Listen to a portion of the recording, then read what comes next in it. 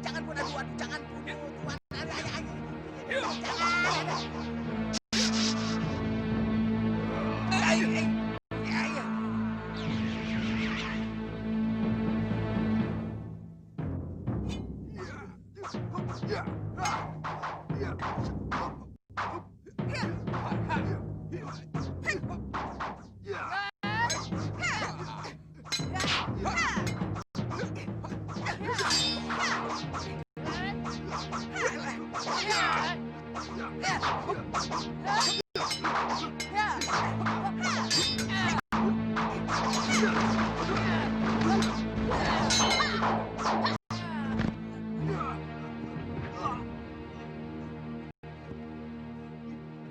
Kutu pengkor, buka codet, tidak tahu malu. Sudah dikasih izin melihat, malah kau dekati juga. Guru, Kurang ajar. guru, Kenapa kalian siksa orang tua yang sudah jompo begini? Pendekar apa kalian? Pria Mitra, kamu juga ikut-ikutan. dia yang telah membunuh bapak saya, guru. Apa ini? Ora jelas kutu-kutu muka meroyok aku. Walah, Edan! Dasar kutu-kutu kurap! Anak-anak kualat, kalian rupanya minta dihajar ya? Nyai, Lokahita adalah adik saya, Nyai. Pendekar cabul ini memang pantas untuk direncah ramai-ramai. Apa kalian masih mau melawan? Setelah keadaannya sudah jompo seperti ini. Contoh yang guru sebutkan hanya untuk manusia. Makhluk itu bukan manusia, guru. Apa? Musuh kalian sudah tidak berdaya. Apa kalian masih mau membunuh juga? Manusiakah namanya yang tega membunuh sahabatnya sendiri? Dan mau mencoba memperkosa putra-putri sahabatnya itu? Manusiakah dia yang dengan kejam memperkosa gadis-gadis suci? Dia ingin membunuh saya, guru. Dia pernah mengintip saya waktu saya sedang berburu di hutan. Itu tidak benar. Dia ingin membalas dendam karena dulu pernah dikalahkan Biung Nilasaroya. Bohong. Kalau aku ingin membunuhmu, itu mudah sekali. Aku punya sumpit beracun. Buktinya kamu mengintip gerak-gerikku. Wirat anakku. Aku ingin memelukmu, nak. Kamu adalah titisanku. Sejahat apapun, kamu tetap titisanku. Waktu itu, dalam keadaan tertotok urat saraf geraknya, biungmu, aku perkosa. Aku ini memang benar-benar binatang yang patut kalian bunuh. Tapi tolonglah aku, Wirat. Akuilah aku. Bahwa aku ini bopomu. Tidak! Tidak! Wirat! Aku bopomu, Wirat. Tidak! Aku ini bopomu. Wirat! Kamu memang binatang busuk, sudah Mani. Kamu telah menyiksa perasaan anak kecil ini. Berkaca dulu, sudah Mani. Siapa yang sudi menjadi anak dari manusia bejat seperti kamu? Bahkan di demit pun tidak akan sudi. Maaf, Nyai. Kalau Nyai masih melindungi manusia busuk itu, Nyai akan menjadi musuh saya. Bicaramu memang lancang, pria Mitra. Kalian memang kutu-kutu anjing sambil menempun bisa kupitnah sekalian. Tunggu, berhenti. Kurang ajar. Ini juga. Sudah kubilang, jangan dekati anak di Lasaroya. Tapi dasar dablek kamu. Lokahita itu memang benar. Demit manapun malu menjadi anakmu. Jangan begitu, toh. Niatku baik, Durgandini. Aku ingin bertobat. Aku ingin memperbaiki kejahatan yang telah kulakukan. Tidak usah. Kalau kamu ingin bertobat, perbaiki saja cara hidupmu. Dengan menolong orang-orang yang lemah. Dasar gendang. Songo. Ya. Ya. Kakak. Waduh. Susah sekali mau jadi orang baik. Dewa, kamu lihat sendiri kan? Aku niat berbuat baik, malah dikeroyok. Jangan salahkan aku loh. Kalau suatu saat aku kembali jahat. Wirat, Jangan dekati aku. Aku manusia busuk. Darahku darah busuk. Darah bajingan tengik. Wirat. Jangan dengarkan mulut pendekar cabul itu. Kamu putra Nila Saroya, pendekar agung yang sangat perkasa. Tapi bajingan itu yang telah mengambil biung. Aku anak busuk hasil perkosaan, tahu? Wirat, kalau kamu masih teriak-teriak seperti itu, aku tidak mau lagi jadi kekasihmu. Buat apa aku punya kekasih seorang lelaki cengeng? Lelaki yang tidak mampu menghadapi persoalannya sendiri dan mudah putus asa. Bagaimana mungkin lelaki seperti itu akan mampu melindungi kekasihnya?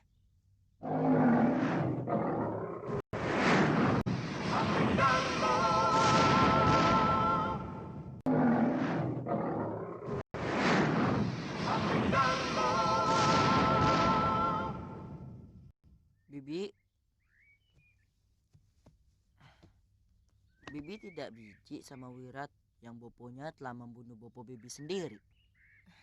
Kenapa Bibi harus membencimu? Setiap orang membawa takdir dan karmanya sendiri-sendiri. Banyak raja yang adil dan bijaksana, tapi anaknya tumbuh menjadi tukang perkosa dan memeras rakyat. Sebaliknya, tidak sedikit anak seorang durjana, rampok jahat, yang anaknya tumbuh menjadi prajurit sejati pembela kebenaran. Itu tergantung dari kehidupan yang mempengaruhi anak itu. Ngerti?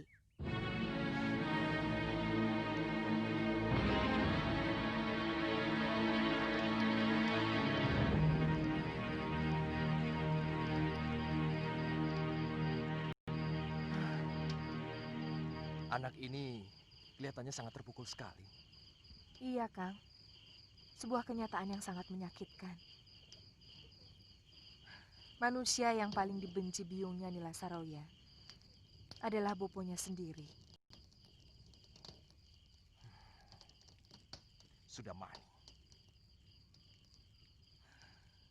Apalagi Nila Saroya sengaja mengajak Wirat menyaksikan pembunuhan boponya sendiri.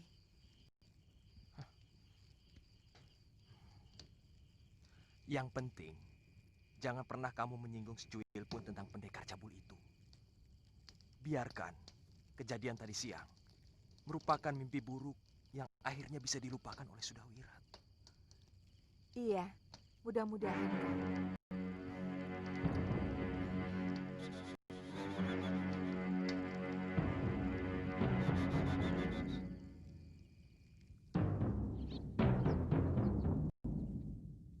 Langsung ceritakan.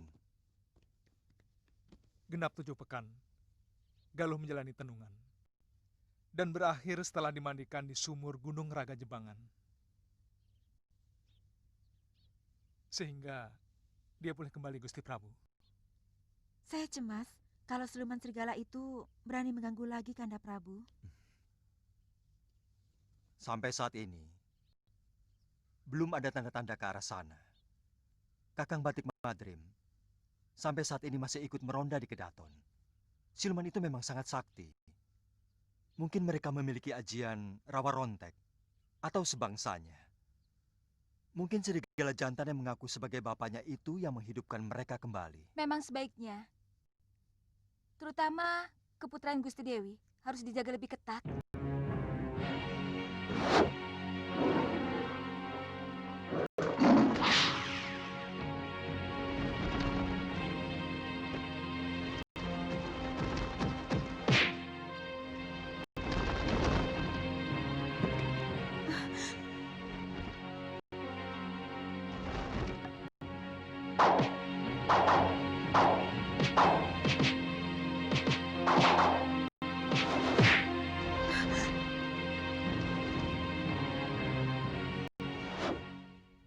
Sekeliling Kedaton telah ditebar mantra Basmayan oleh para pedanda dan juga para resi. Sehingga siapapun yang punya niat jahat di kawasan Kedaton, dia akan terbakar menjadi abu. Saya minta Dinda Galuh Parawati untuk sementara menemani saya di Keputren. Terus terang, kejadian penculikan yang lalu masih sering menimbulkan ketakutan dalam diri saya. Hamba bersedia, Gusti. Tapi kalau siluman-siluman itu berhasil ditumpas, hamba mohon dibebaskan untuk melakukan pengembaraan lagi bersama Kakang Suliwah.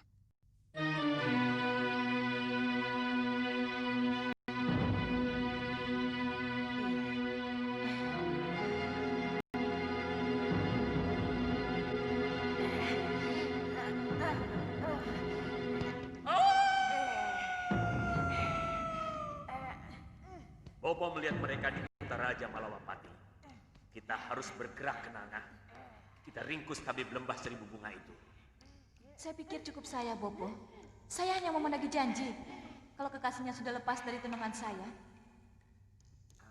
dia akan memberikan butir tablet ke-7 untuk Dinda Kantil. Kenapa tidak kau hancurkan saja Kenanga? Dia telah menghancurkan rencana Bopo. Mengundang Prabu Dewata Cengkar untuk menghancurkan Malawapati. Jangan dulu, Bopo. Jangan. Kesaktian kami belum bisa sempurna kalau Dinda Kantil belum sembuh, Bopo. Kami tidak akan mampu menggunakan ajian selendang 3 bidadari tanpa Dinda Kantil. Dan tanpa ajian itu, mana mungkin kita bisa mengalahkan Prabu Angling Dharma?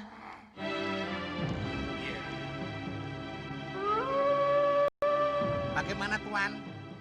Kalau kamu ikut terus dalam pengembaraan kami, maka kami tidak bisa dikatakan sebagai sepasang pendekar. Wong ada kamu, Saya ini kan ibaratnya punokawan, toh Tuan.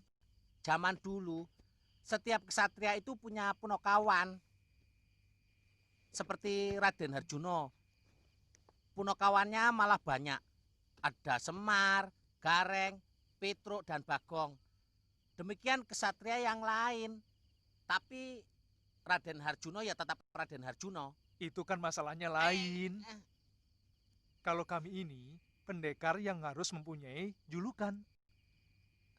Contohnya seperti, Arjuna. Julukannya kan Lelanangin Jagat. Kalau aku dan Galuh Parwati, julukannya sepasang pendekar dari Sugaluh. Kalau ada kamu, jadinya bukan sepasang namanya, tapi 3 sekawan. Ngerti? Tuan, punokawan itu biasanya tidak pernah dihitung.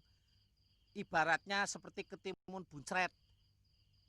Biar jumlahnya 12, tetap dihitung 10. Karena yang 2 buncret, cret.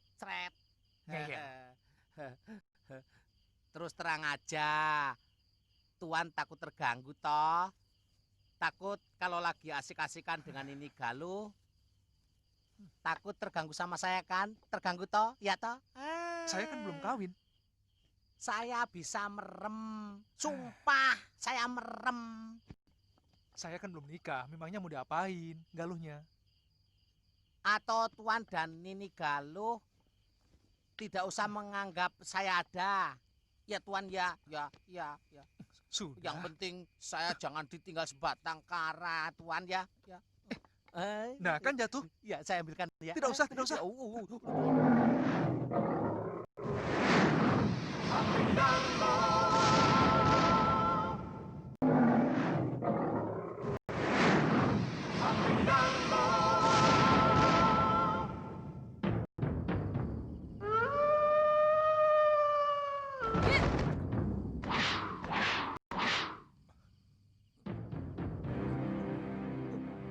Siapa dia?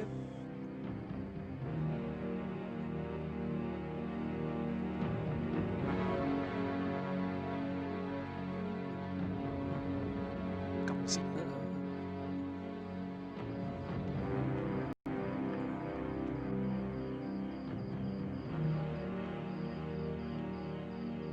Kekasihmu sudah terbebas dari tenunganku, Suliwah. Sekarang berikan butir tablet ke-7 untuk menyembuhkan adikku.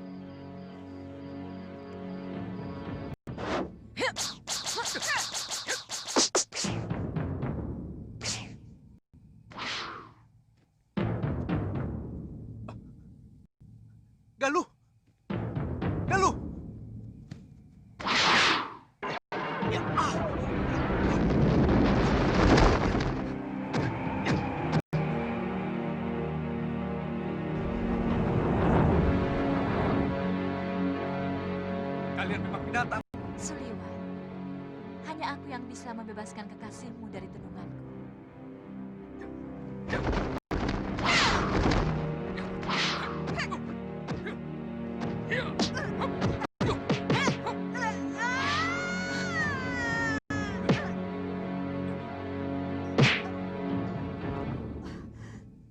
Lihat adikmu Kenanga. Dia telah menelan pil racun. Dan hanya aku yang mampu memberikan penawarnya.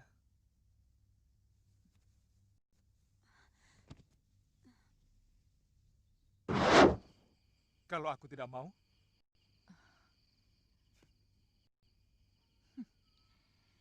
Apa kamu tidak lagi menjadi seorang kesatria, anak muda?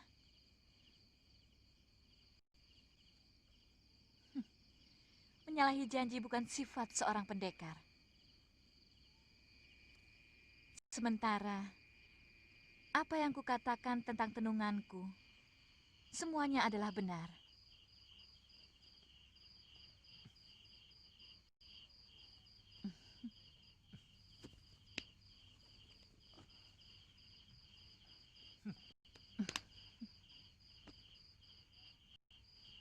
Tawaranku masih tetap berlaku, Seliwa. Aku masih tetap ingin mengajakmu mengarungi samudera kenikmatan yang belum pernah kamu rasakan sebelumnya. Tunggu lain waktu.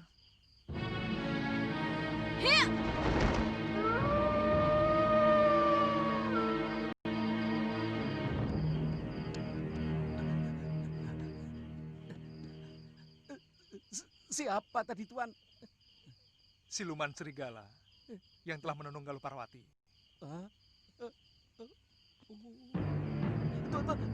Tuan tunggu.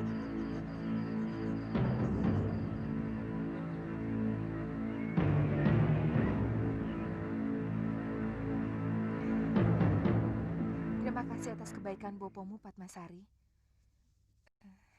Tapi mungkin kami tidak bisa tinggal di sini. Sepertinya agak kurang sreg kami tinggal di sini. Tidak enaklah kakak saya sendiri di sini istilahnya menumpang, walaupun di rumah istri. Jangan begitu loh, Kahita.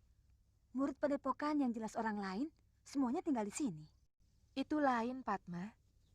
Murid tinggal di padepokannya adalah kewajiban. Sementara kami, ya tidak apa-apa toh. Sebenarnya, kalian mau kemana? Saya tidak tahu. Tapi untuk sementara kami akan tinggal di rumah Empu Lingsir. Guru Sudawirat. Saya tidak bisa menghalangi kamu. Itu semua adalah hakmu. Sebenarnya, sebelum kamu mempunyai suami, sayalah yang bertanggung jawab atas keselamatanmu, Lokahita. Oh, Paman Priamitra tidak perlu mencemaskan bibi Lokahita. Saya akan selalu menjaganya.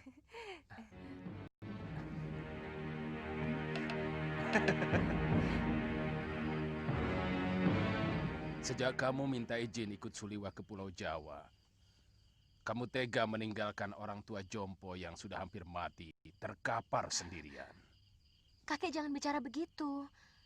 Tantri masih muda, Kek. Apa harus sampai mati terpenjara di pulau sepi seperti ini? Di sini, aku tidak pernah merasa kesepian. Karena aku bisa mencintai setiap sudut keindahan yang ada di pulau ini.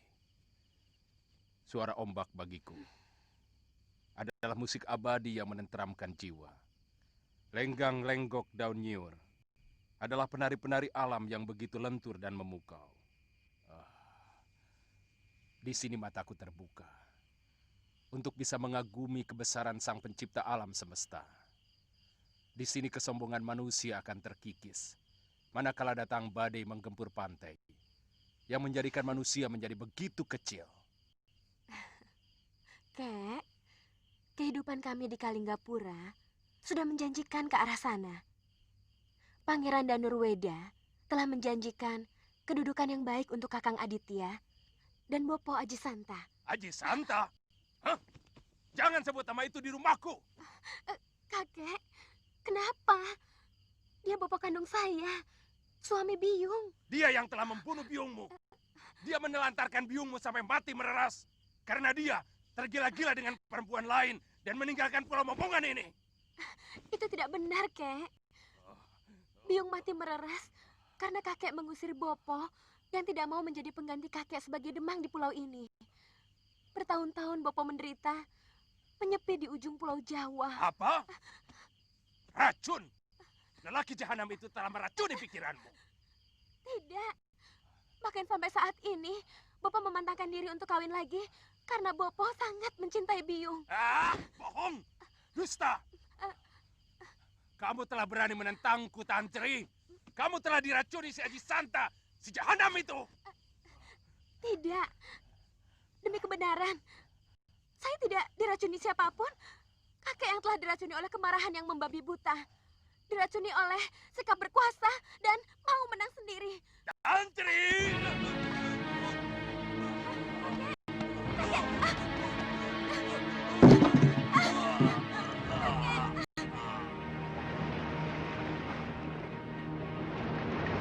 Mestinya kamu tidak perlu menentang Ki Demang dengan keras begitu, Tantri. Ki Demang sangat kaget melihat cucu yang dulu sangat penurut dan selalu mengiyakan kemauannya. Tiba-tiba berontak, bahkan membela orang yang dianggap musuhnya, yaitu Bopomu. Kakek harus menghadapi kenyataan yang sebenarnya, Kakang. Sudah terlalu lama dia merasa paling benar, paling berkuasa, karena tidak ada satu orang pun yang berani menentangnya. Dia, beliau harus mulai menyadari kesalahannya, Kakang. Beliau... Mungkin pendapatmu benar, Tantri, tapi tidak disampaikan dengan cara bijaksana. Kebenaran yang disampaikan dengan keras bisa memberi kesan tidak benar. Kebenaran akan terasa benar kalau disampaikan dengan kasih sayang.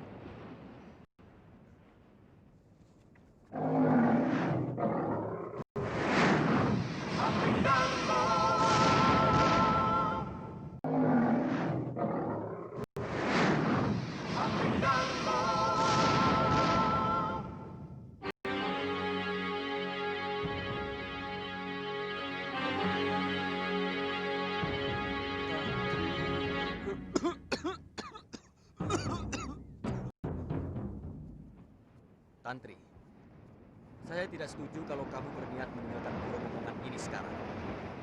Kenapa, Kakang? Karena itu akan sangat buruk sekali bagi kesehatan Ki Demang Kalapati.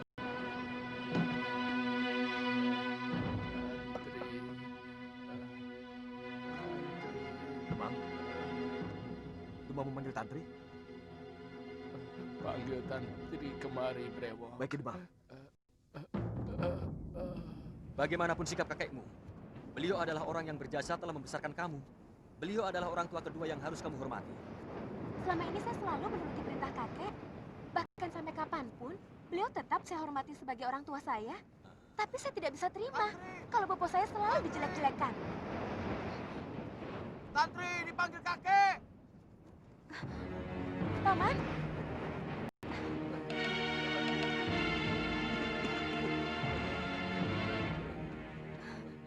Kek, kakek. Tantri, Maafkan Tantri, Kek. kamu tidak bersalah, Tantri. Kakek yang bersalah. Apa yang kamu katakan semuanya benar. Memang kakek yang mengusir bapakmu. Karena dia tidak mau meneruskan kedudukan kakek sebagai demang di sini. Dan itu yang menyebabkan kematian biungmu. Biungmu tidak kuizinkan keluar dari pulau ini. Meski dia menangis, memohon kemurahan hati kakek untuk menemui Aji Santa yang sangat dia cintai. Dia merasa tertekan dan akhirnya meninggal dengan penuh penderitaan setelah melahirkan kamu. Maafkan kakek, Endu. Semua telah terjadi, Kek. Tidak ada seorang pun yang dapat merubah garis nasib. Itulah yang sudah tergurat dalam kehidupan Biung, Bopo, dan Tantri sendiri.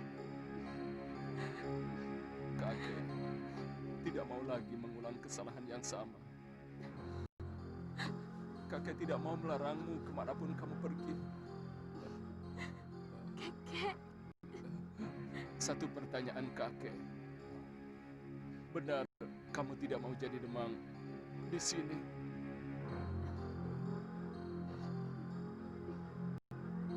Nanti siapa yang menggantikan kakek? Mungkin Paman Brewok bisa membantu untuk menjalankan tugas-tugas kakek. Sesekali saya dan Kakang Aditya akan berkunjung kemari. Dan jangan lupa, sebenarnya Kakang Siliwa dan Galuh Parwati juga berhak atas pulau ini. Karena mereka pernah menaklukkan kita. Iya. Oh iya, Kek, sebelum kalian meninggalkan pulau ini, maukah kamu memasakkan makanan yang paling kakek sukai? iya, nasi liwet pakai air kelapa, panggang ikan dan panggang kambing dengan sambal jeruk. Enak, kakek mau ya? Iya, ya.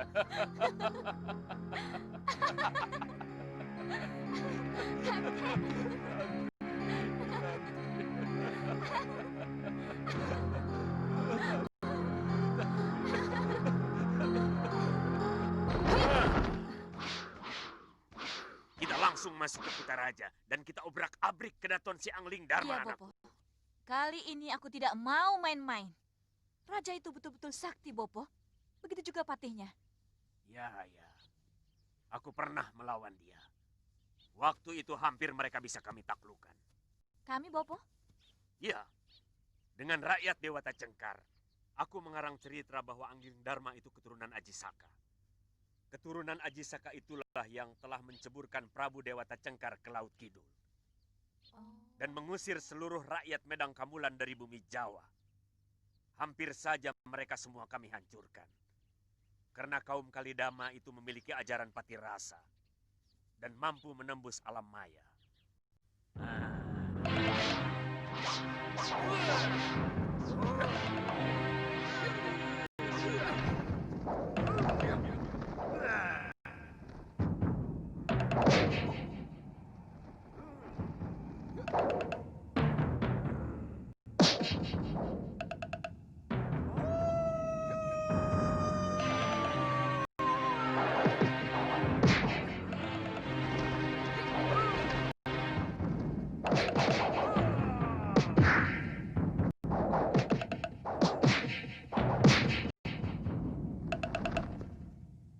Lalu bagaimana bisa kalah?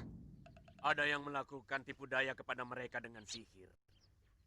Dia memunculkan sosok Prabu Dewata Cengkar dan memasukkan kembali makhluk bodoh itu ke liang maya. Lalu menguncinya. Bopo sudah pernah melawan Prabu Angling Dharma dan patihnya. Itu artinya Bopo sudah tahu kehebatan kesaktian mereka. Iya. Ya, ya. Tapi kali ini kita harus menang, Kenanga. Kalau kita satukan semua kekuatan kita, aku yakin itu. Kita kuasai Malawapati. Dan kita jadikan negeri itu menjadi negeri siluman. Ayo. Bopo, tunggu sebentar, Bopo. Kekuatan ilmu kita adalah ilmu tenung, Bopo. Iya, Bopo. Kalau kita harus mengadu ilmu kanuragan, kita tidak akan pernah unggul, Bopo. Terbukti bagaimana morat-maritnya negeri itu ketika Prabu Angling Dharma Kutenung menjadi seekor burung belibis. Ayo, Bopo. Ayo.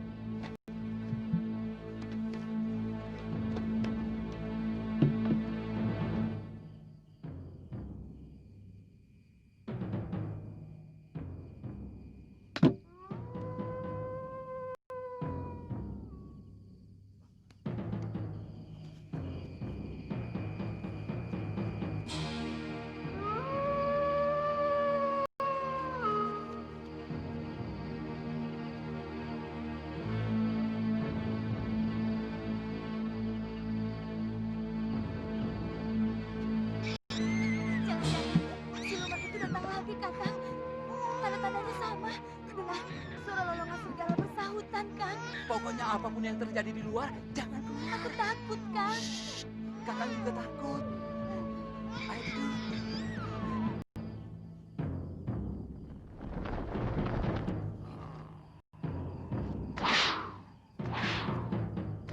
Hei, berhenti!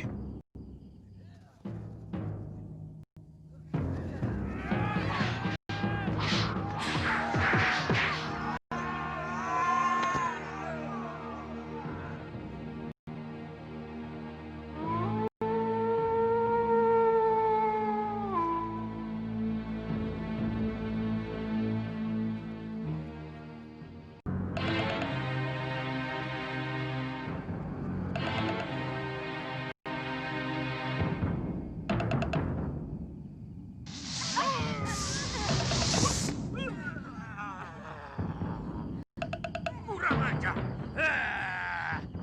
Mereka memasang mantra mayat. Tunggu. Bobo mau melihat celah yang bisa kita lewati.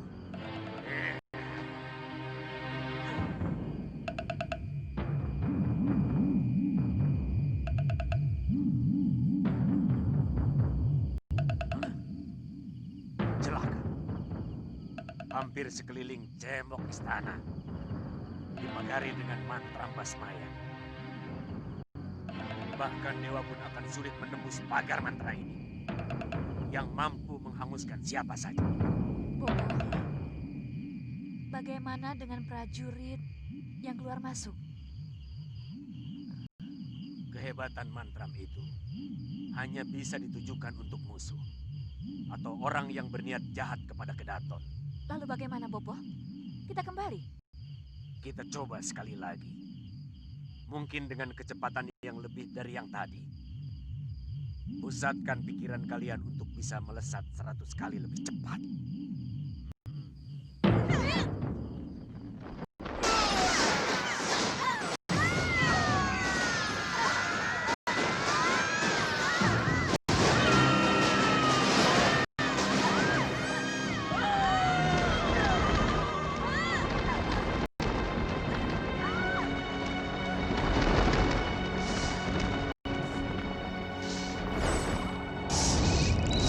Angling Dharma, kau tidak akan pernah bisa membunuh kami.